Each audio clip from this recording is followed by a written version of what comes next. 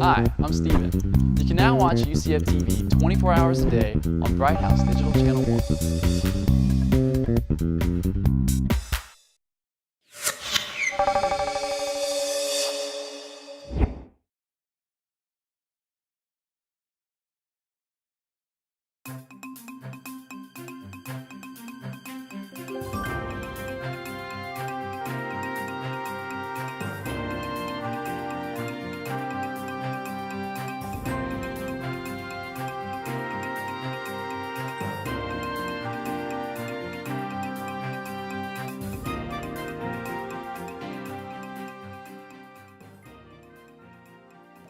Dr. Bernard Finel is with the American Security Project. The American Security Project is a large bipartisan enterprise that aims at coherent solutions to foreign policy and defense challenges facing the United States. We've had the pleasure of working with Dr. Finel and the American Security Project for several months in other capacities. And without any further ado, I will give you Dr. Finel.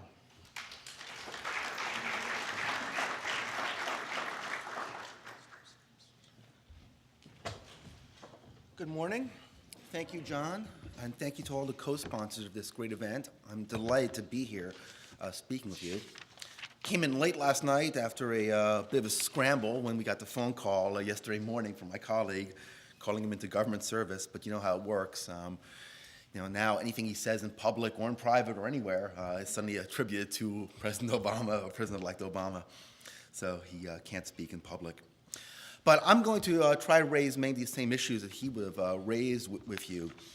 And let me begin, though, since we're starting off the morning here, by trying to lay out a little bit of a framework for some of the challenges that the next administration is going to face.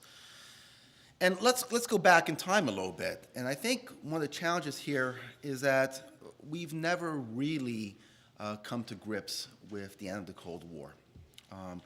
And the institutions that the United States still relies upon in order to exercise its global leadership, in order to try to manage the world to the extent they can, to influence outcomes around the world, are still largely Cold War institutions. I'll talk about that in a second. But think even about the U.S. military. The U.S. military divides its budget roughly into thirds between the Navy, the Air Force, and the ground forces. This was something which came about in the early 60s after some infighting in the 50s. We still, to this day, right, 20 years after the end of the Cold War, divide our military forces roughly into thirds, even though there's no Navy challenge for the United States right now. There's no particular air power challenge for the United States. On the other hand, we're fighting major ground operations, ground wars, and yet that's only 1/3 of our defense budget. Why is that? Inertia, right? If you think about other kinds of institutions that we still rely heavily upon, the IMF, the United Nations, the World Bank, all of these are institutions which were created in 1945. And the fact of the matter is, NATO was created in 1949. We're still relying almost exclusively on institutions that were created back in those days. And I think one of the major challenges that we faced over the past 15, 20 years has been to try to reconcile the changing world order and changing American role with these institutions, some of which are still quite effective and vibrant, but some of whom have lost their way, have become less effective, and so on. Now, let's talk specifically about what happened over the past 16 years and specifically the past 8 years. The Bush administration came into office with a diagnosis of what had gone wrong in the Clinton years. There was a great deal of dissatisfaction, in fact, from both left and right. And when the Bush administration came into office, I'll tell you frankly, there were plenty of Democrats who breathed a sigh of relief and said, at least on foreign policy, and said, look, the grown-ups are back in charge. It didn't quite work out that way, in the opinion of, I think, many observers.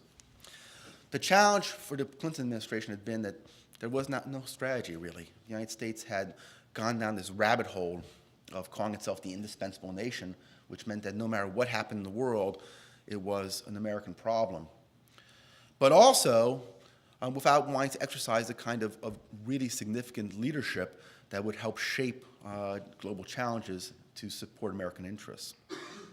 The result, at least from the Bush perspective, was that the Clinton administration had essentially put American power at the disposal of the international community without regards for the achievement of American national security goals. And this created a sense of weakness in their estimation. And fundamentally, the Bush administration came into office with this concern that America's challenges were born from American weakness, and that America had to demonstrate strength. This was only reinforced even more so after 9/11, the attack by al-Qaeda, which was again seen as coming from American weakness. And the Bush administration's approach to this was, we have to be strong, we have to lead, we have to go ahead, and people will follow us. If we lead strongly enough, if we lean forward enough, the rest of the world will be grateful and will follow and be delighted to see American leadership in that way. And there was a reinforcing dynamic in the Bush ideological worldview, which was essentially, the United States is self-evidently on the side of the angels, right? We're self-evidently right. And therefore, anyone who opposes, resists, obstructs, is not doing so out of any legitimate or genuine disagreement with how we might achieve our goals, but is somehow up to no good, right? There are people who are fundamentally hostile to American interests and values, even more so.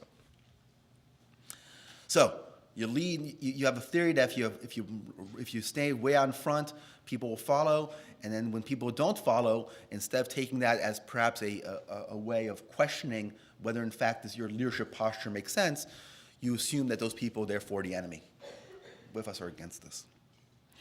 The problem is that the United States is the 800-pound gorilla, and 800-pound gorillas are scary.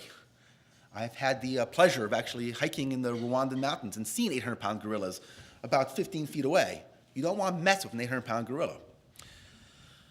If we're an 800-pound gorilla, and we are, still to this day, we need to find ways to reassure the world if we're going to be leading them. Greatness in the world requires restraint. Leadership requires consensus. And I think that is what we need to think about for next administration, is how do we combine American leadership with building of consensus with potential allies and friends, and I'll talk about allies in a moment. How do we exercise and pursue our national interests while at the same time demonstrating the kind of restraint that will reassure people and not threaten the rest of the world? Now, to manage to develop a new kind of policy like that, it can't be about not liking Bush, about being anti-Bush. It has to be bipartisan. The beauty of these institutions that were built in the early Cold War period, and the reason they were so durable, is precisely because they were created on a bipartisan basis. Oh, sure, there was plenty of fighting during the Cold War between the parties, accusations of being soft on communism or being too radical or reactionary, but ultimately there was this broad consensus about the way in which the United States ought to engage the world. And we're going to need to move in that direction again in the future, try to rediscover that. Because no matter how wise an Obama administration is, if it is in fact wise, if it doesn't build a consensus that creates institutions that are durable beyond its time in office, it'll have been wasted effort. Let me talk about a few specific international issues, and I'll turn to the Middle East and go over a series of issues there. First, let's talk about allies. America's allies are still largely the same allies that we had in the Cold War. Now that seems like a nice idea. It's, these people have been on our side for years and years and years, and we've worked well with them. We have cultural ties. We have strong institutional ties. But think about it as a stock portfolio. Imagine if you'd bought a stock portfolio in 1950. There's all sorts of companies in there that you might have bought that looked really great, that may have served you well, made you a lot of money over 15, 20, 30 years. But at this point, you might want to be buying some new stocks, right, and swapping out some of the old stocks. The fact of the matter is that we need to find a way to integrate countries like India, like China, like Indonesia, Brazil. And they're going to have to be as important alliance players as our European allies. There's just no way around it. That's where the population, that's where the financial flows are going. Institutions, already mentioned. There's going to need to be a creation of some new institutions which address current problems in the world. Law, and this is linked to institutions. Look, think about the challenge of ungoverned spaces. And I'll talk about this when I talk about Syria in a little bit. The United States just launched a cross-border attack from Iraq into Syria to strike at terrorist targets within Syria. Okay, that's fine.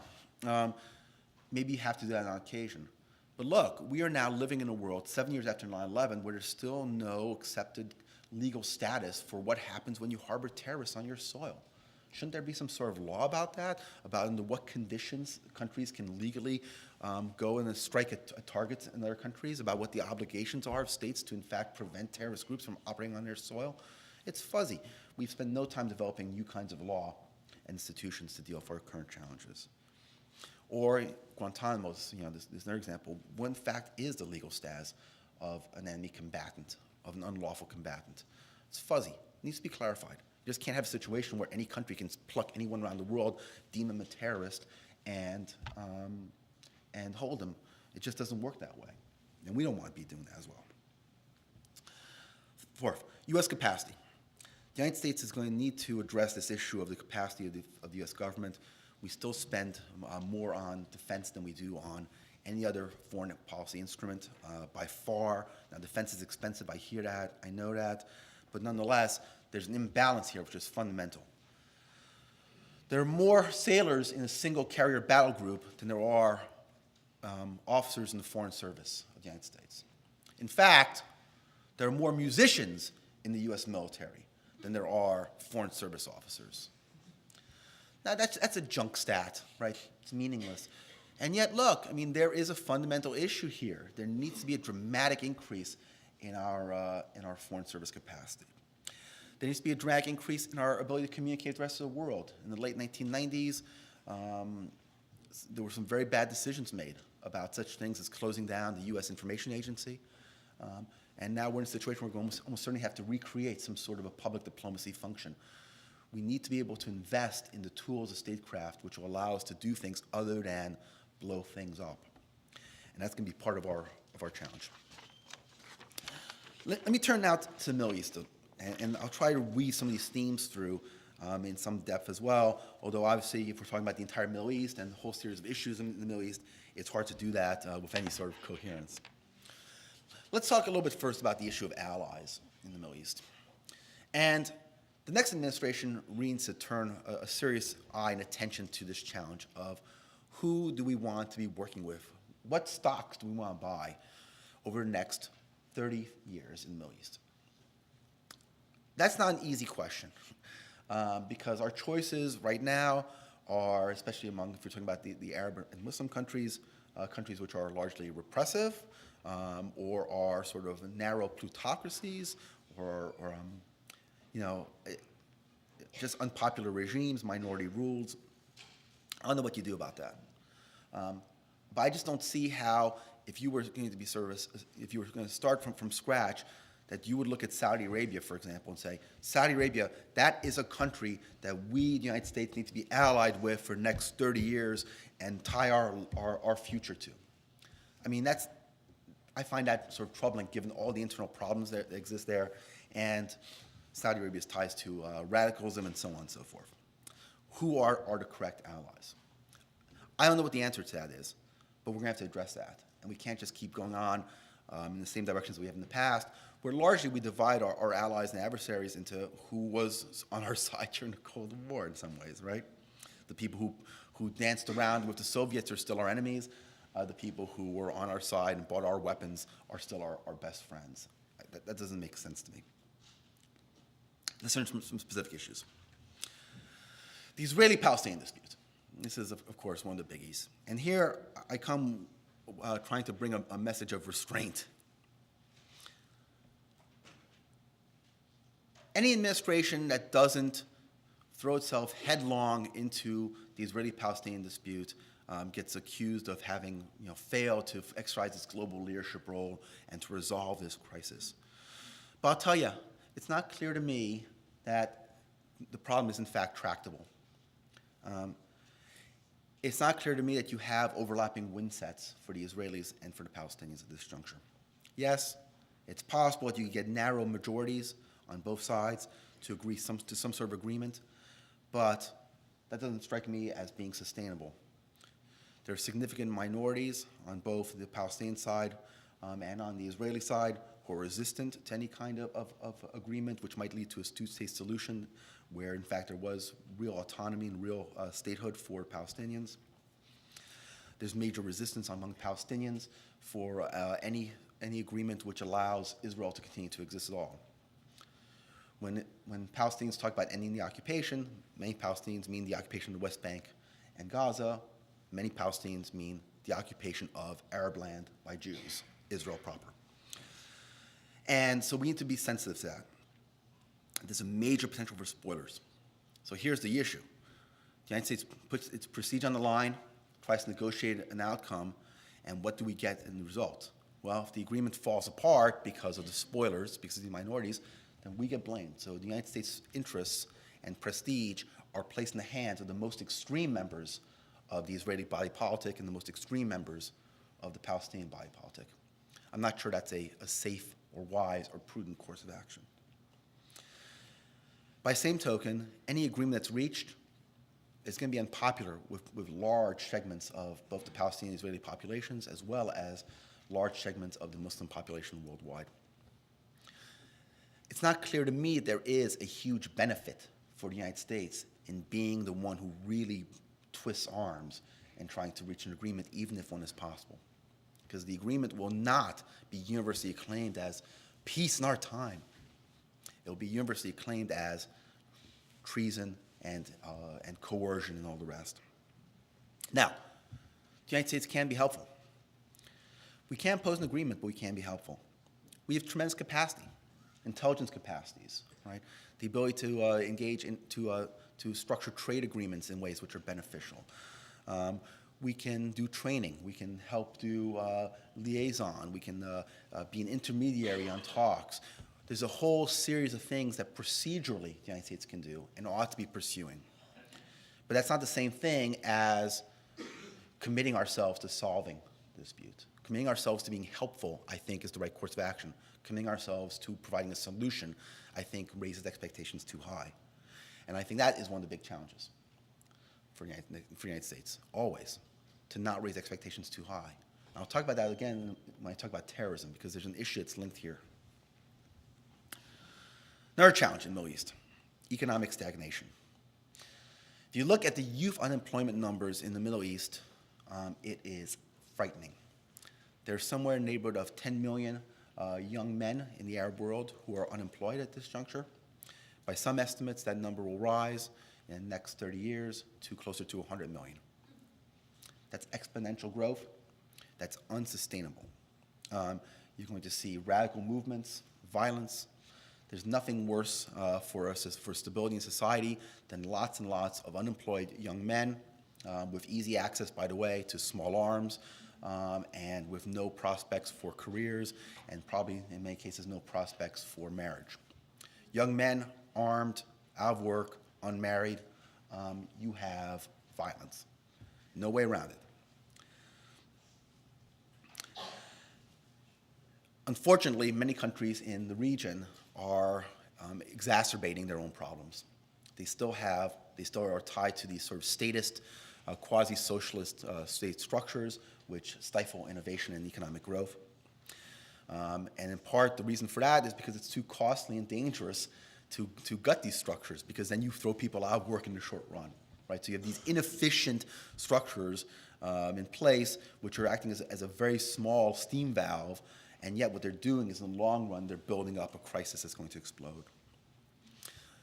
There's also a terrible dynamic where many countries, especially in the Gulf, import guest workers from South Asia, from Southeast Asia, to fill jobs, creating unemployment at home. But why is that good? Because you can mistreat the guest workers. You can kick them out when you don't want them anymore. You can pay them less money. In some cases, they're held as virtual slaves.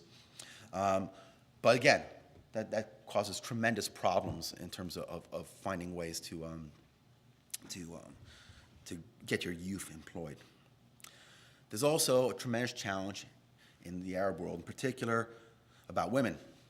An almost complete failure to take advantage of human capital here. You have half of the population, which is largely excluded from sort of productive economic activity. And again, it's a drag on growth. Finally, it depends on oil. For the oil-rich countries, they are living on a depleting resource, and a resource that we, the United States, and I'll get to that in a moment, have an interest in trying to wean ourselves off of, which will have a devastating impact on countries which are relying upon oil. This is, again, a policy problem which is very difficult to solve, right? There's no simple solutions. We have, in the United States, a series of approaches towards development. Right now, the current fad, or the current theory at least, fad is sort of a pejorative term for it, is that governance is the right way to lead to economic development. That if we focus on encouraging states to have good governance, right, transparency, lack of corruption, established procedures, that all those things will lead to economic development and growth. We certainly should continue to try to support that. And one of the things that I've been trying to argue around Washington for a while is one of the big mistakes of the Bush administration when they first came in was they had something called the ABC doctrine, anything but Clinton. So if Clinton did, we were going to do the opposite. There's a real danger that the Obama administration is going to come in with an ABB doctrine, anything but Bush. And I hope they don't, because in some areas, especially in this area of linking governance to development through Millennium Challenge, the Bush administration, I think, was right on the money, and that should certainly be continued. But there's not a huge amount the United States can do. We don't have any particular tools to create development. We can trade, which of course is an important element. We can continue to encourage good governance, especially through things like Millennium Challenge Corporation funding. But this is something which is going to be solved and sorted out within the Arab world rather than anything that the United States can do. But the United States can try to be helpful at least. Okay. Third major issue I want to talk about, oil dependence. The United States remains tremendously dependent on foreign oil. Doesn't matter if it's foreign or our own oil, it's on oil, right? Oil is fungible, right? Doesn't matter where it comes from, doesn't matter if it comes from the North Shore of Alaska, doesn't matter where it comes from fundamentally. Because ultimately it all goes into a big global pot. The United States needs to find a way to become less dependent on oil because inevitably, when you're dependent upon oil, you create sort of strategic concerns with countries that produce it, where it's Saudi Arabia, where it's Iran, where it's Iraq, Venezuela. And no amount of drilling off of the Alaskan coast is going to change that dynamic. Those are climate change concerns, right? And if we're going to address the issue of climate change, or at least try to begin to address the issue, we're going to need to get a handle on our oil.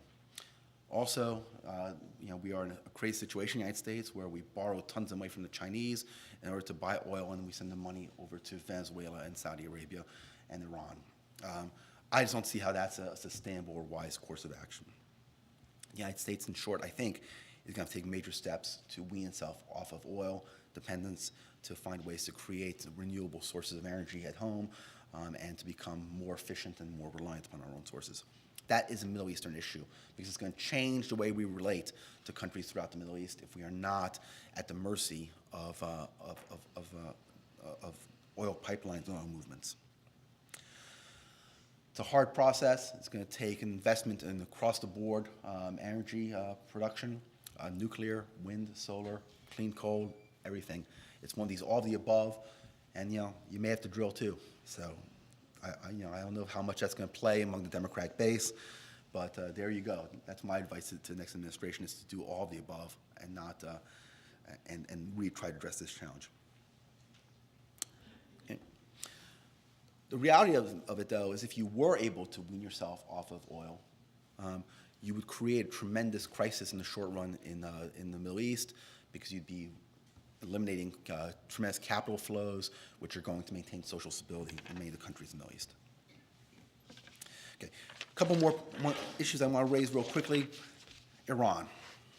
Iran is a tremendous problem, and there's no two ways about it. The big issue strategically the United States needs to ask is time on our side or is it not?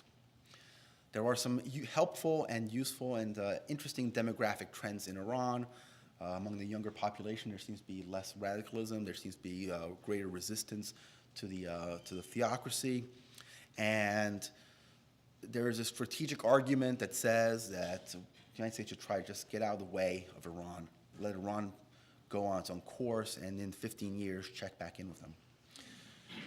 The problem you have with that, of course, is weapons of mass destruction, in particular, a nuclear weapons program. Now, the Iranians claim that what they're up to is they want to produce nuclear energy. They may, in fact, be choosing to do that. The challenge, of course, is that if they're doing that, they're going about sort of ass backwards, if you pardon my colloquialism. They are investing heavily in some very late fuel cycle operations when they don't have any power generation capacities. It doesn't really make a lot of sense. What their programs look like, if you look at their uranium enrichment, it looks like they're enriching uranium to build a bomb, because otherwise they're going to enrich uranium, have it sit around, and not be able to use it anywhere because they don't have the rest of the capacity to, in fact, produce energy and distribute it around the country. It doesn't make any sense. On the other hand, they may be pursuing sort of this dual approach, right, where on one hand they think that they want to produce energy in the long run, but the United States is threatening enough that they want to prioritize getting a nuclear bomb in the short run. I think at this point the United States needs to, instead of trying to just hold a sanctions regime together, which is very hard to do because we don't have enough of a global consensus. If you can build a global consensus and everybody's on board and wants to stop them from getting nuclear weapons, maybe you can do it. But if you can't get that full global consensus, we may need to think about calling their bluff. And calling their bluff would involve saying, great, you guys want nuclear energy? That's wonderful. Let's talk about how you can get nuclear energy safely. In fact, one of the challenges for the United States is that we are legally obligated to do that. Under the terms of the Non-Proliferation Treaty, we as a nuclear power are committed to helping non-nuclear nations develop peaceful uses of nuclear energy. Giving them access to enriched uranium, not weapons grade, but reactor grade uranium, is in fact something that we might consider doing, giving them a buy-in to the international fuel cycle process. Now, the problem there is you're going to have to make real concessions. Because you can't, on one hand, be holding a stick over their head, on the other hand, saying, oh, here you can join the fuel cycle consortium, because they won't have trust in it, right? If you're actually going to try to call their bluff, you have to find a way to institutionalize their access to reactor-grade uranium in order for them to be plausibly induced to abandon the weapons program. That's a real risky venture, right? Because it's perfectly likely that they're going to take your concessions and not give anything in return. But you have to think strategically in the long term. And ultimately, if your goal is to build a consensus on a sanctions regime to squeeze them, you may need to go dramatically in the opposite direction first, right? You may need to go dramatically in the way of meeting their concerns, of making concessions to the Iranians, because then you can more plausibly argue that when they slap those concessions away, when they cheat upon them, that they are in fact up to no good. Whereas right now, there's at least some sense of opinion in the world that maybe they are pursuing legitimate goals. So I'd argue we need to explore that. But it's dangerous, right? So you need to also maintain on the other side a strong deterrence posture. And deterrence posture in this particular case may also include some ballistic missile defenses. I'm not a big fan of ballistic missile defenses on the whole, but this is one case where there's a certain logic to it that's actually pretty compelling, right? Because in fact, Iran is one of those cases where you have this sort of potential marriage of weapons of mass destruction and ballistic missile technology that is sort of a potentially interesting dynamic. So missile defenses, a strong deterrence posture combined with really being much more accommodating towards their claims of wanting to pursue nuclear energy, I think would be the right way to go with Iran. Syria. I don't know what Syria's up to. I don't know that anybody knows what Syria's up to. Syria's behavior over the past 5-6 years has been hard to interpret. It's not clear. You're not talking about a country which is deeply in bed with the broader Islamist movement that wants to destroy the West and build a caliphate. By the same token, they've been supporting radical Islamist groups operating in Iraq. They're currently playing around with supporting terrorist groups and allowing terrorist training on their territory. Oh, and by the way, they were caught pussyfooting around with North Koreans on some sort of a nuclear reactor kind of deal. They're making some concessions at various times and talking to the Israelis and finally liquidating the Golan Heights issue, and yet doesn't seem to make the final conclusions haven't been reached yet. Okay, this is one case where I would recommend a lot of dialogue. We need to get in with them and spend a lot of time talking to them and figuring out what's making them tick. I think that we don't have enough information at this juncture to make really good judgments as far as I can tell, and from my conversations with people around town. So Syria is one of those let's wait and see, we have to deal with it. Okay, last point I want to talk about in terms of the Middle East, terrorism.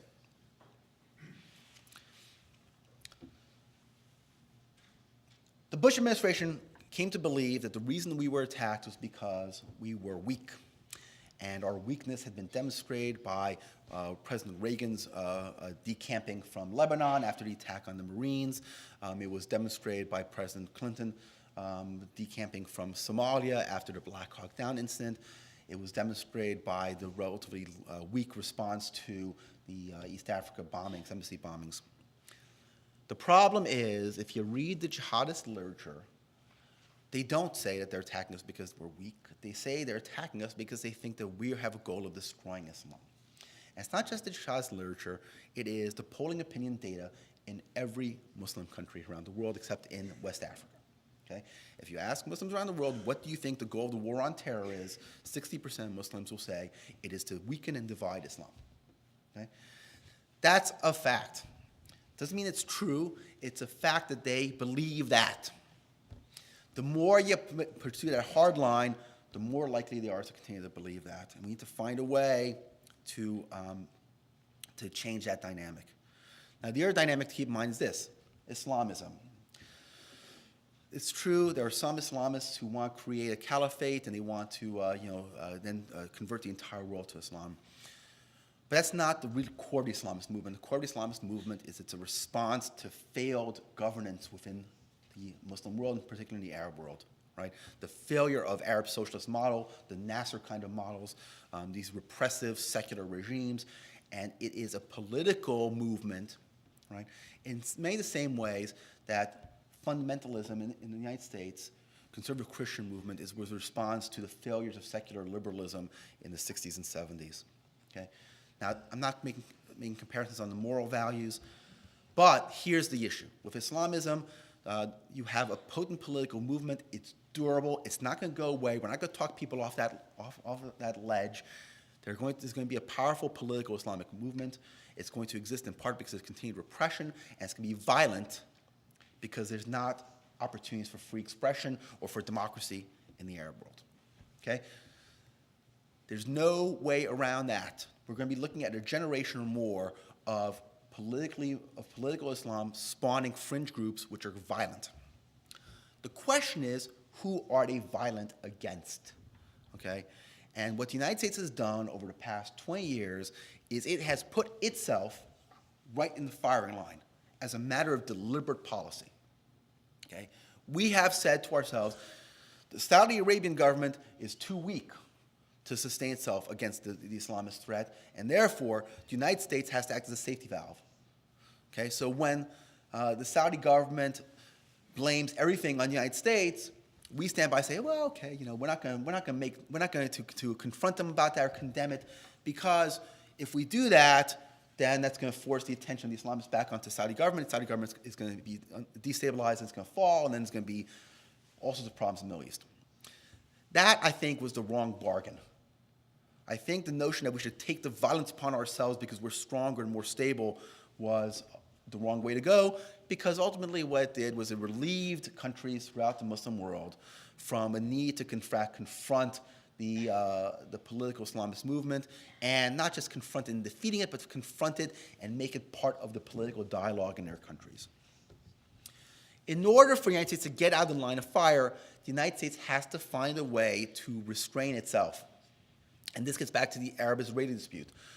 Every time the United States says that we are going to help solve the Arab-Israeli dispute that reinforces a message in the Muslim world that says America is the octopus, the omnipotent puppet master controlling everything that happens. Okay?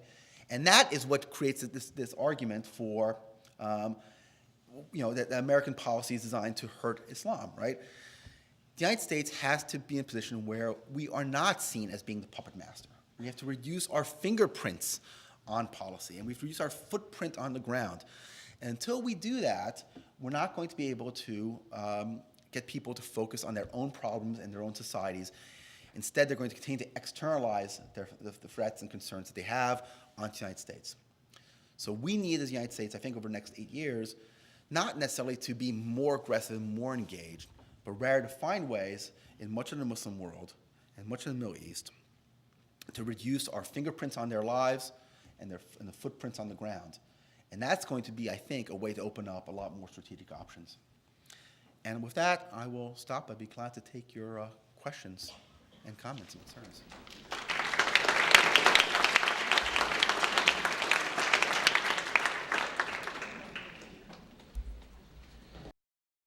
Doctor, your speech was very interesting this morning. The Wall Street Journal reports this morning that the chairman of the House Ways and Means Committee is, as the first agenda item, is to reduce the military budget by 25%.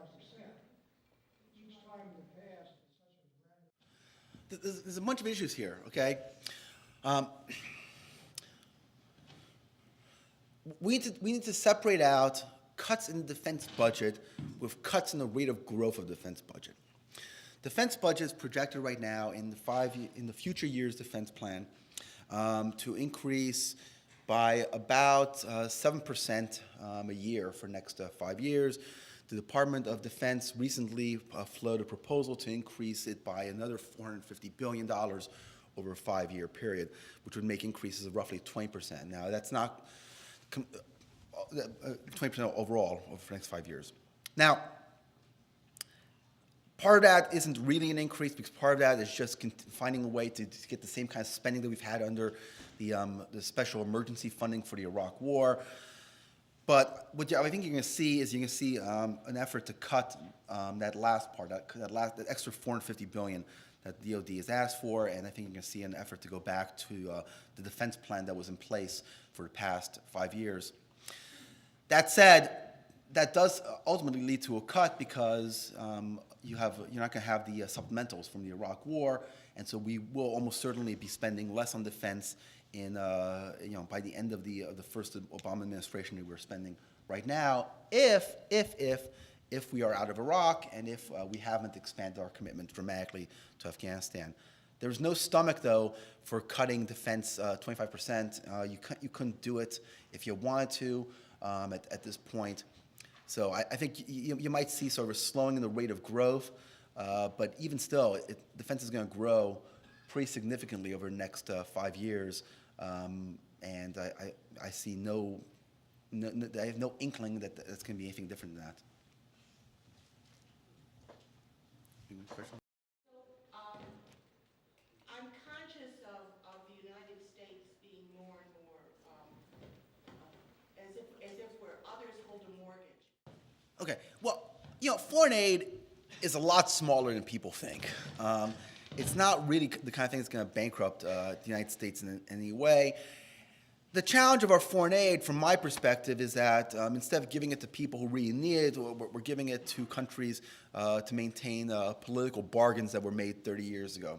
We give most of our foreign aid to Israel, to Egypt, and to Turkey. It's not going to give me a lot of votes, but I'd like to see that cut pretty dramatically. There are a lot of places around the world where there's a great deal of poverty, where a relatively small infusion of American resources can make a great deal of difference in terms of increasing stability, improving the role and perception of the United States around the world. And so, as I say, I'm a very big fan and supporter of the Millennium Challenge Corporation funding. I wish we would fully fund it. At this point, we've had a number of countries who've gone through all the hoops of MCC, demonstrate good governance, lay out the spending plan, and so on, and they haven't gotten their money yet because it's underfunded at this juncture. So I'd agree with the notion of cutting some of the foreign aid that we face, especially with the traditional spending that we've been doing. But on the other hand, I'd like to see it increased for countries that do meet Millennium Challenge kind of goals.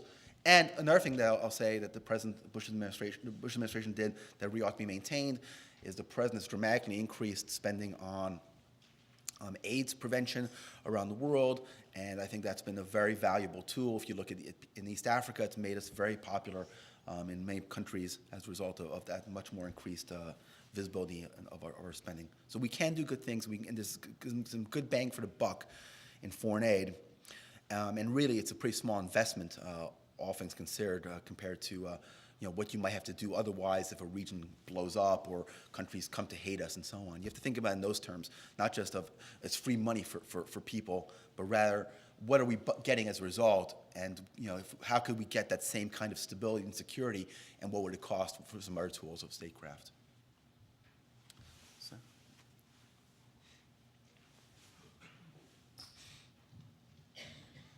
Would you comment on what you perceive as the feeling of the general populations in the Middle East toward Americans as compared to perhaps an antipathy towards the American government and its policies? Yeah. The United States government is very unpopular. If you ask for the approval ratings, you get somewhere in the neighborhood of 75 and 80% disapproving of the United States government. And that's not our allies. That's in countries like Saudi Arabia and Morocco and Jordan. It's not better elsewhere, although in fact, oddly enough, it's actually better in Iran than it is in some other places. But anyway, Americans themselves, if you ask sort of the abstract question, what do you think about Americans, people will say nice things about Americans. There's an argument which says that we share a lot of the same values. If you poll people in the Arab world about the value of things like democracy and transparency, and you get a lot of strong support. I don't know what to make of that. I don't know that there is a really easily exploitable divide there, because ultimately, the concerns are with the policies of our government, and the policies of our government are the policies that the American people tend to support. You know what I mean?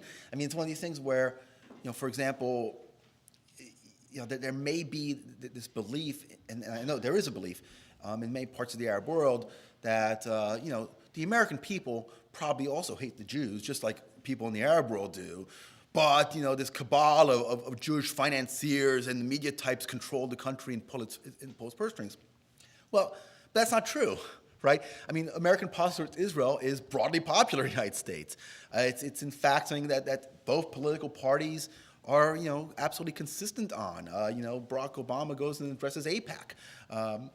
So I think in some ways, this sort of divide, this fantasy world divide that you see in some Arab countries between sort of them liking the good Americans but disliking American policy, is just wishful thinking on their parts. In fact, many of our policy choices in the United States are reflective of the will of the people in our country. So they'd be disabused of that notion. Do we have time for one more? Oh, sorry.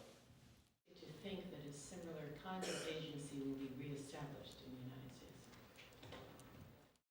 I hope so. There's a ton of talk about it right now. There's at least 2 committees on the Hill that have commissioned individual reports to try to produce this. Right now, what I think we're looking at is the creation of something which looks like U.S. Institute of Peace, a USIP kind of thing, an independent agency which basically does grant making. So instead of being sort of a large government bureaucracy actually doing a public diplomacy message, in fact, rather a foundation that would help promote public diplomacy, public-private partnerships, media training, and that kind of stuff. So I think that's going to be the intermediate step, but there's going to be some need to bring the instrument. And frankly, the big issue is going to be to resolve the state DOD, who controls public diplomacy issue. And I think state's going to win that one. One more. Problem, and that the UN take a more active role into keeping the resolution 242 and 338 and leading Yeah, I mean, sure, if the UN could do that, but it can't. And that's the unfortunate fact. I mean, you can use those UN resolutions as a framework to begin to have some sort of negotiation, but there's no center of gravity in the UN that has capacity, right?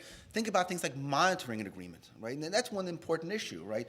You know, arms appear in the Palestinian territories. Where are they coming from? Well, the UN has no capacity to figure that out. They have no intelligence resources or capacity, right?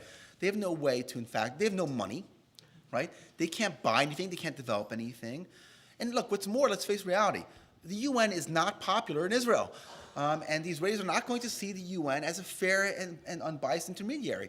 I mean, the UN has unfortunately really taken sides, and it's not going to be an organization that is capable in any way, shape, or form of being an intermediary. Now, the U.S. has taken sides too, and that's why the Palestinians are skeptical of the United States. But the Palestinians have come to the conclusion that peace, the road to peace goes through Washington. Whether that's true or not, at least the United States has gotten a seat at the table of the Palestinians, but the UN's never going to get a seat at the table of the Israelis unless it changes its stance on a lot of issues pretty dramatically. So I just don't see that being credible, although I take your sentiment that it would be nice if there was some sort of international community that would come together and pull this issue off. I've been told I have to stop now, but thank you very much.